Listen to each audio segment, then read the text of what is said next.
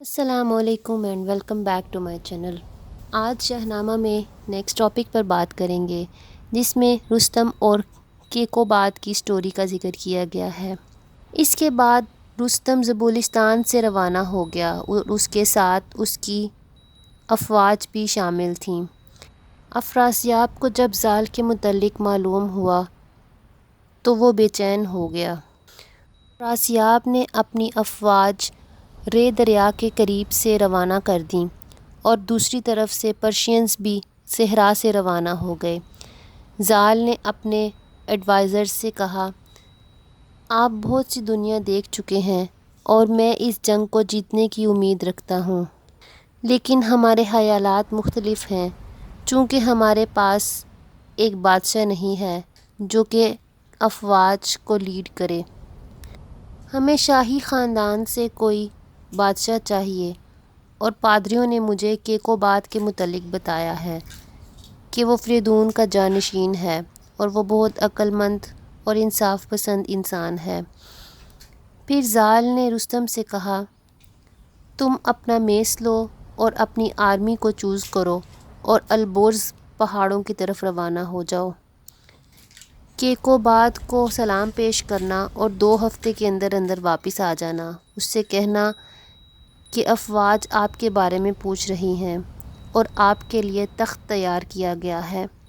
اس کے بعد رستم کیقوباد کو لے آیا اور زال نے اس سے جنگ کے متعلق تمام باتیں کیں۔ 8ویں دن کیقوباد تخت کے اوپر بیٹھ گیا۔ زال، کرن، خرداد، کیشود اور برزن وہاں پر شامل تھے اور انہوں نے افراسیاب کے متعلق بات چیت کی۔ اس کے بعد جنگ کی تیاریاں شروع کی گئیں اور کیقوباد نے اس افواج کی رہنمائی کی۔ رستم بھی اس جنگ میں شامل ہو گیا۔ اس فوج کو درجوں میں تقسیم کیا گیا۔ ایک کی رہنمائی مہراب یعنی کابل کا بادشاہ کر رہا تھا اور دوسری طرف غزدوم تھا۔ کرن ان کے درمیان میں تھا جس کے ساتھ کیشود بھی تھا۔ زال ان کے پیچھے کیقوباد کے ساتھ تھے۔ ان کے آگے آگے کیاوانی جھنڈا موجود تھا جو کہ سرخ، پیلے اور جامنی رنگ میں تھا، جو کہ ایک جہاز کی مانند نظر آ رہا تھا جس کے پیچھے 1,00,000 موم بتیاں تھیں۔ کرن نے افواج کا چارج سنبھالا، کبھی وہ بائیں جانب ہوتا اور کبھی وہ دائیں جانب ہوتا۔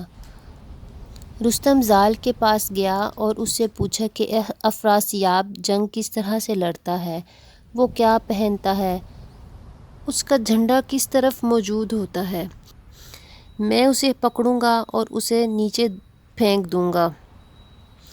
زال نے بتایا کہ اس کا جھنڈا کالے رنگ کا ہے، ترک اور آگ اگلتے ڈریگن۔ وہ لوہے کا آرمر پہنتا ہے جس میں سونا بھی جڑا ہوتا ہے۔ رستم نے کہا، آپ پریشان مت ہوں، دنیا کا مالک میرے ساتھ ہے، وہ میری ہر ممکن مدد کرے گا۔ اس کے بعد رستم آگے بڑھا۔ افراسیاب نے جب اس کو اپنی طرف آتے دیکھا تو اس نے اپنے جنگجو سے پوچھا، یہ کون ہے؟ میں اسے نہیں جانتا، اس کا نام نہیں جانتا۔ ان میں سے ایک جنگجو نے بتایا کہ یہ زال کا بیٹا ہے اور اس کے ہاتھ میں سیم کا میس ہے، یہ اپنا نام بنانا چاہتا ہے۔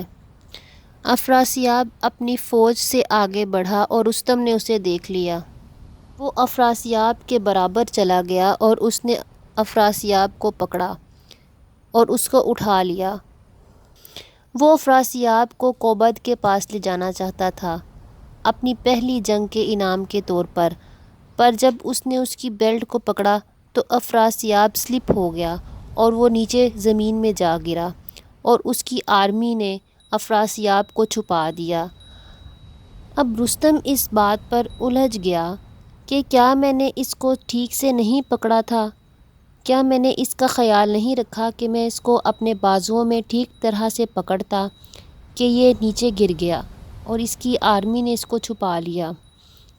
یہ خبر کیقوباد تک پہنچی کہ رستم نے ترک آرمی کی کمر توڑ دی ہے اور بتایا گیا کہ اس نے افراسیاب کو پکڑ لیا تھا، لیکن افراسیاب کسی طرح سے رستم کے ہاتھوں سے چھوٹ گیا۔ جنگ بہت شدید جاری تھی، جس میں 1160 جنگجو مر چکے تھے اور ترک دمغن کو چھوڑ کر اوکسس دریا کی طرف بھاگ چکے تھے اور ان کے آرمرز سب تباہ و برباد ہو چکے تھے۔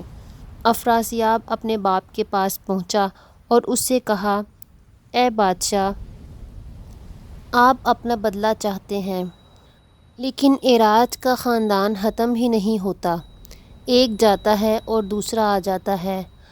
اب کیکوباد آ چکا ہے اور اس نے تخت و تاج سنبھال لیا ہے۔ زال کا بیٹا رستم بھی آ چکا ہے اور وہ بھی جنگ میں شامل ہو چکا ہے۔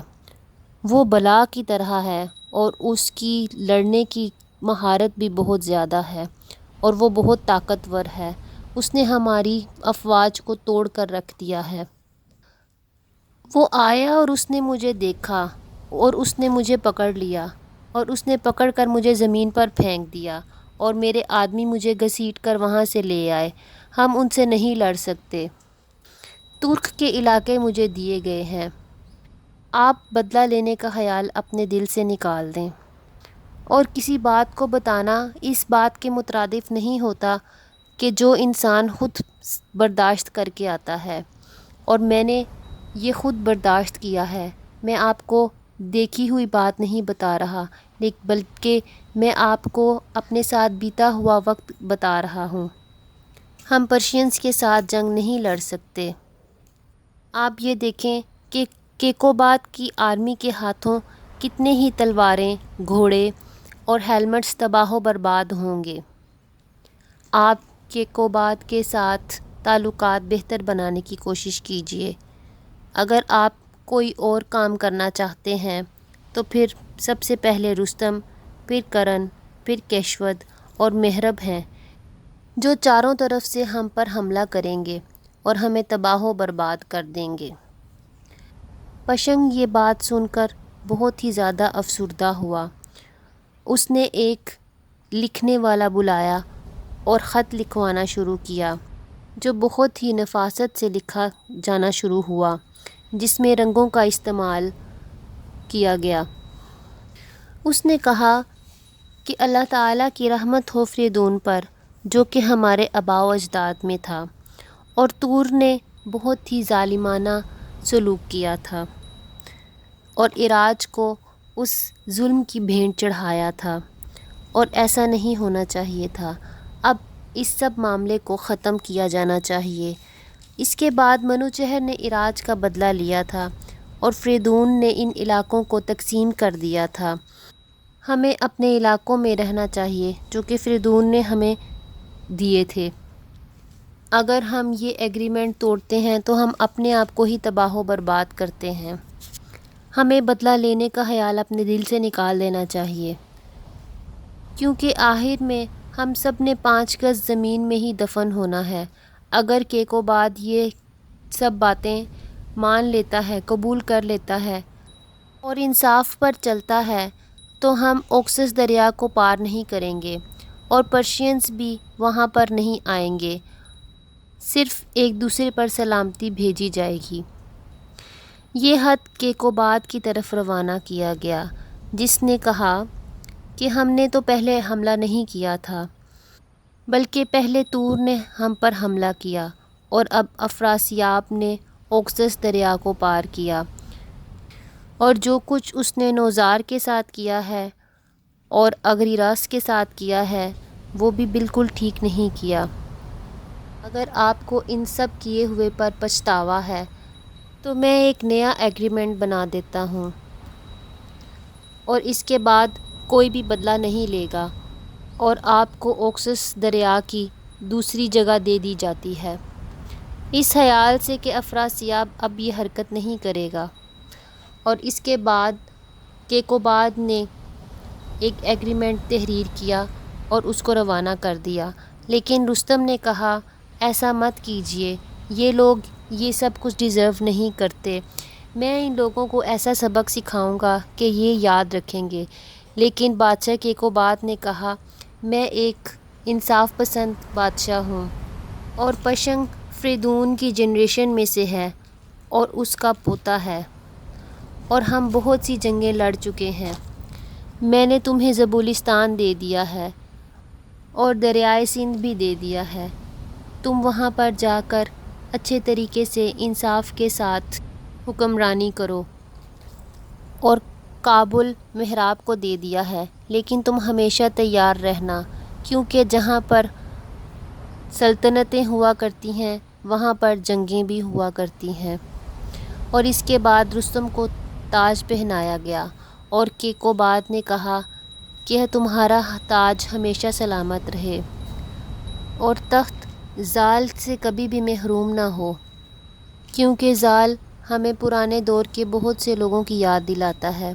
اس کے بعد زال کو بہت ہی شاہانہ لباس بھیجے گئے، جس میں بیلٹس اور تاج بھی شامل تھا، اور اسے ایک خط لکھا گیا جس میں کہا گیا کہ میں جانتا ہوں کہ تمہیں ان چیزوں کی ضرورت نہیں ہے، لیکن پھر بھی میں تمہیں کچھ تحائف بھیج رہا ہوں۔ اس نے کرن، کیشوت، برزین، خیرد اور پولاد کو بھی سونے اور چاندی کے سکے بھیجے، اور تلواریں اور شیلڈز اور تاج بھی شامل تھے۔ پھر کیکوبات پارس روانہ ہو گیا، جہاں پر اس کا استخر محل تھا۔ کیانت کے بادشاہ یہاں پر حکمرانی کرتے تھے، سب اسے بے حد پسند کرتے تھے۔ اس نے اپنے لوگوں سے کہا کہ یہ دنیا میری ہے اور میں اس میں انصاف اور اچھائی پھیلاؤں گا۔ میری سلطنت میری فوج پر ڈیپینڈ کرتی ہے۔ آپ سب محفوظ رہیں اور عقل مندی سے حکمرانی کریں۔ جن کے پاس دولت ہے وہ دوسروں کی مدد کریں، اور اگر کوئی بھوکا ہے تو وہ میرے پاس آئے اور میں ان کی خدمت کروں گا اور ان کو خوراک مہیا کروں گا۔ کیکوبات نے 100 سال پرسکون اور پرامن گزارے۔ اس کے 4 بیٹے تھے، کیکاوس، کے ارش، کے پشن، اشکاس۔ اس نے اپنے بیٹوں کو بلایا اور کیکاوس سے کہا کہ میں اب جانے کے لیے تیار ہوں اور تمہیں اپنا تخت سونپتا ہوں۔ میں ایک بہت ہی زیادہ خوش انسان تھا جو کہ البرز پہاڑوں سے آیا تھا۔ تم انصاف کے ساتھ اور اچھے طریقے سے حکمرانی کرنا، کیونکہ یہ چیزیں تمہیں جنت میں لے جائیں گی، اور اگر تم لالچ کرو گے تو وہ تمہیں برائی کی طرف اور غلط راستوں کی طرف اور آخرت میں اندھیروں میں لے جائے گی۔ اس کے بعد وہ اس دنیا فانی سے روانہ ہو گیا۔ اس کے ساتھ ہی یہ چیپٹر بھی ختم ہوتا ہے، اور نیکسٹ ویڈیو میں ہم ملیں گے اگلے ٹاپک کے ساتھ۔ تب تک کے لیے اپنا بہت سا خیال رکھیے گا۔ اللہ حافظ۔